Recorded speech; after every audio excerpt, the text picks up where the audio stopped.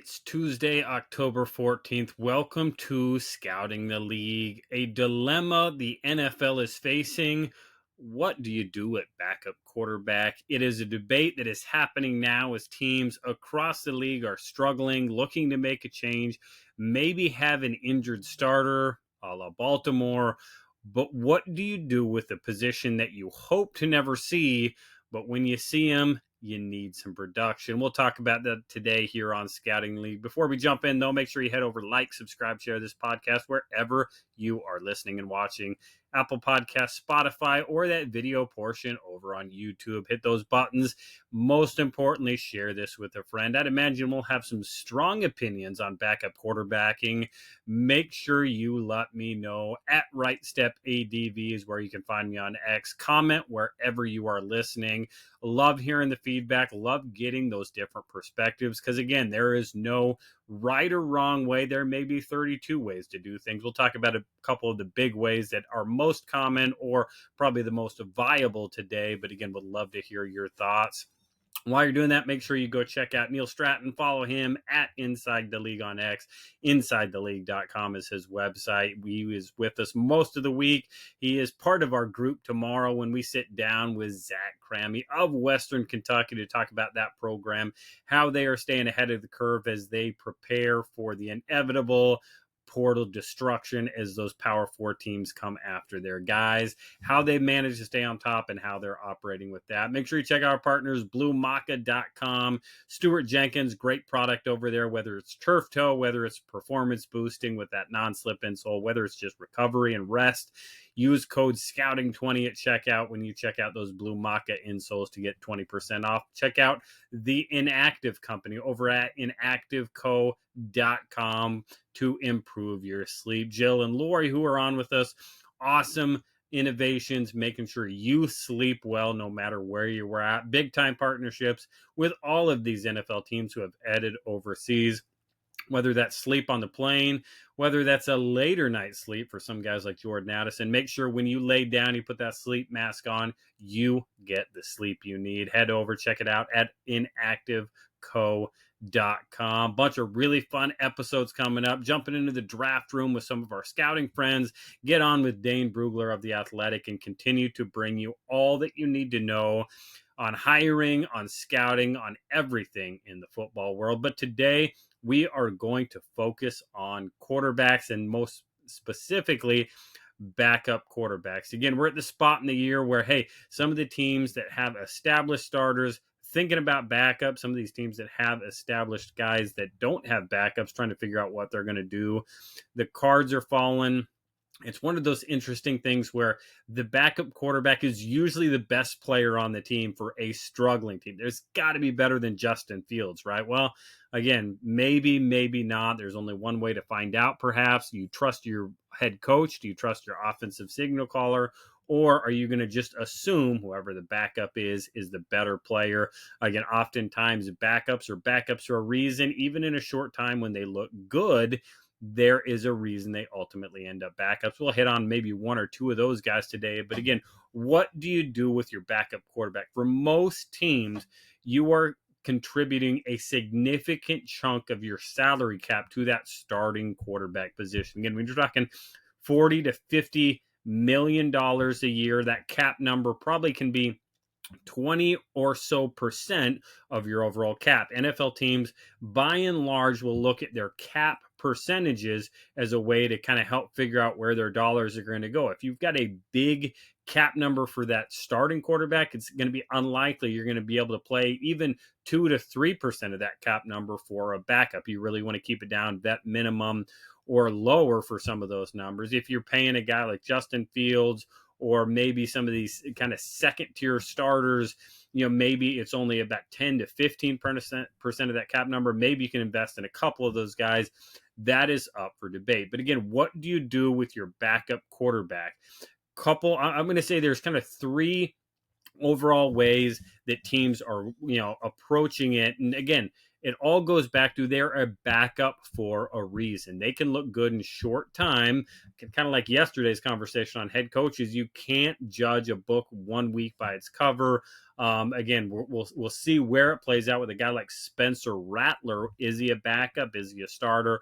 Consistency over time is what's going to establish it. But he, generally speaking, three ways to attack that backup quarterback position.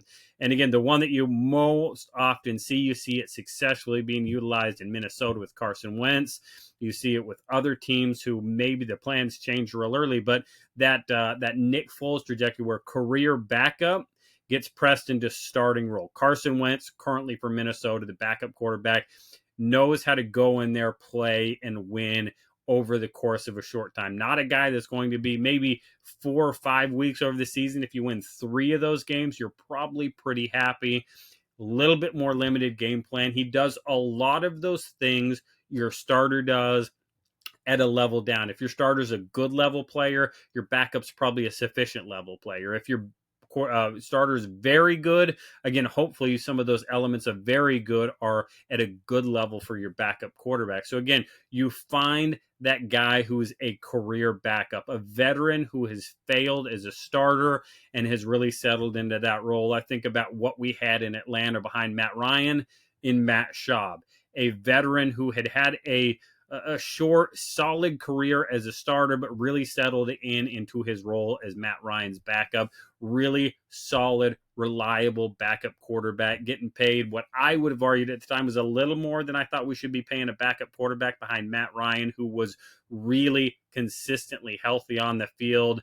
But again, the money debate becomes a different one. Again, that's the type of player he was. Is that what Geno Smith is showing himself to be, a career backup who you can win for a short time with? Again, still mixed reviews out in Vegas with that offense. That's the way things are going. It's certainly what Carson Wentz looks like at this point in his career. What Nick Foles was behind Carson Wentz before he showed in his next couple stops that, again, this guy is not a long-term viable NFL starting quarterback. Chase Daniel, he is open about it, made a career out of it in the NFL behind some really good quarterbacks, some really good programs. Again, guys like Kyle Allen has done the same types of thing. Taylor Heineke done the same kinds of things. So you find these guys, high football IQ, maybe sufficient level traits that, again, can give you a spark, bring you something, can operate the offense basically as is in a slightly diminished capacity while the starter gets healthy and brings back. Again, with any backup quarterback, the more you see him, usually the less you like him. That is almost always the case with these guys. You're hoping for stopgap 2 to 3, 4 weeks of the year maximum, and then get back to our starter.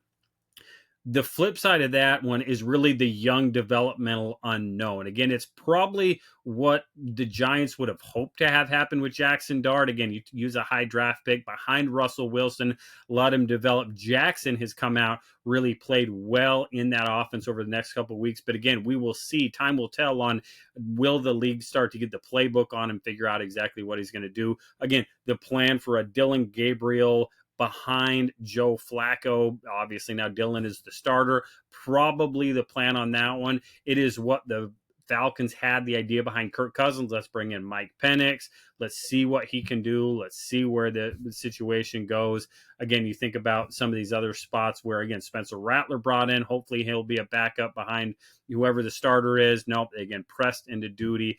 That is often the catch-22 with the young developmental backup, especially if they're drafted, is if you're drafting a quarterback really anywhere in the draft and you don't have a future Hall of Famer, Brett Favre, Aaron Rodgers, again, it's going to be tough to keep that guy off the field as soon as things start to go bad. But it is up to the franchise, the front office, the coaching staff to stick to the plan.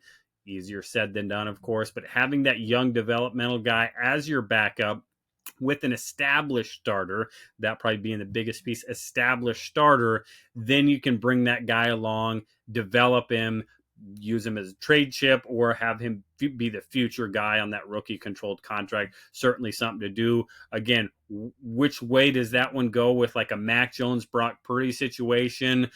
again, that one's a different situation because I think you've got probably what will more likely be a couple of maybe veteran career backup types that the more you see them, the less you like them. You got to run the ball, you got to support them. Mac Jones doing a good job in San Francisco for the most part. Brock Purdy, again, brings a kind of a different quality to the quarterback position. But again, is that what both of those guys are going to end up in their careers?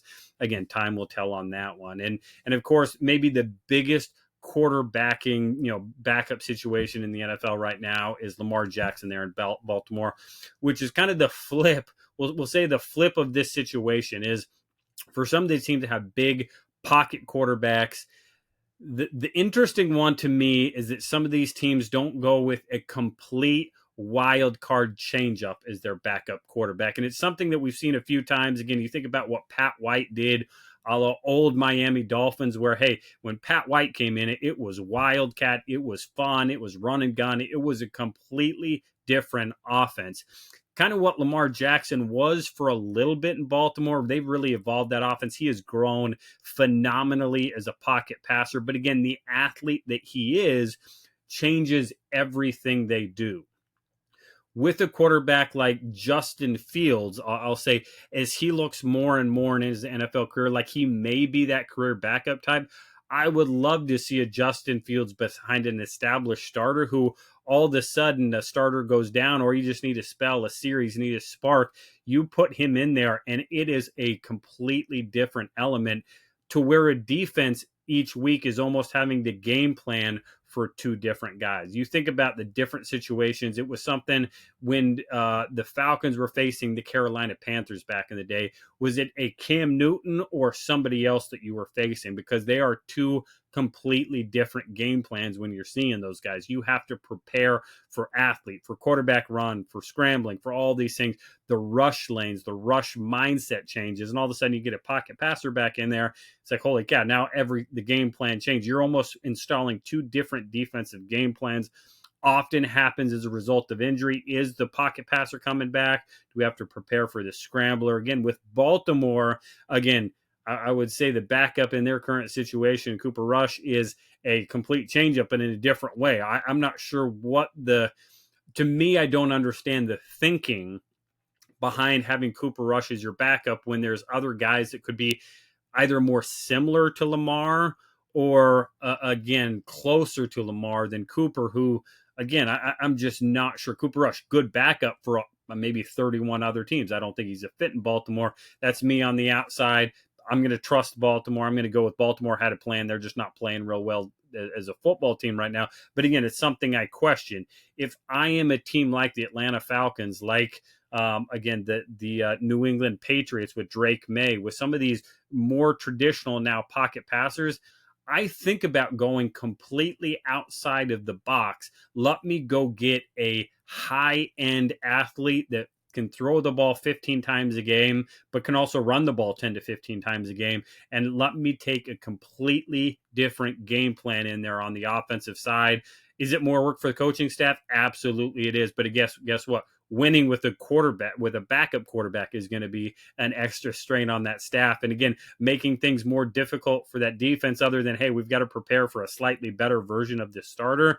Again, you don't have to change much of that. But again, I love the idea of a complete change up at backup quarterback with NFL quarterback rules. Now, you could still carry one or the other. You could carry that more traditional guy as your number 3 on your roster and get away with it. Everything sorts out in the wash anyway. But again, it's the idea that nobody wants to win and have to play with a backup quarterback, but you better have a plan one way or another when the time comes. Because again, numbers show, the data shows at some point you're going to need to see that guy on the field and hopefully win a game or two with that quarterback. Again, Cincinnati, we'll see how long they stick with a guy like Joe Flacco. Do you start thinking outside the box real soon? Again, only time will tell. What are your thoughts? What direction should your team, should Baltimore Ravens go, Cleveland go, Cincinnati go? Where should they go with their backup quarterback to give them the best chance of winning. It may look different, may look ugly. Again, may look Tim Tebow-esque at times, but again, Tim Tebow was also a guy that won games for different times, won a playoff game. So again, there's no wrong way to do it. Let me know at RightStepADV is where you can find me. As always, head over. Let me know what you think. Let me know what these teams should be doing, what you expect them to do. I will love to hear those comments and what your team should be doing with that backup quarterback. As always, we are watching film, we're watching football, and we're always going to keep scouting.